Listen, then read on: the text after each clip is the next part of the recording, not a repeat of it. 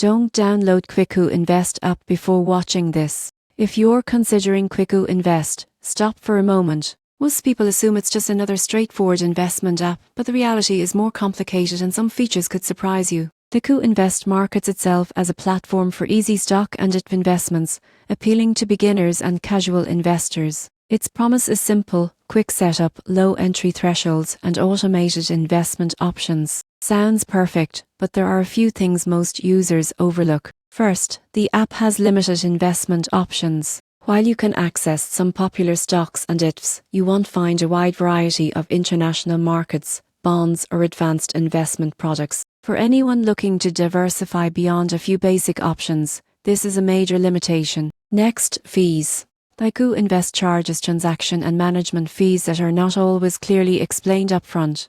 Even small percentages can add up over time, eating into your investment gains. If you plan to invest frequently or with small amounts, these hidden costs can become significant. Another point to consider is transparency. The app simplifies portfolio management, but it doesn't provide detailed analytics, tax tools, or risk assessments that more advanced investors rely on. Without these tools, it's easy to make uninformed decisions. On the positive side, Kviku Invest is beginner-friendly.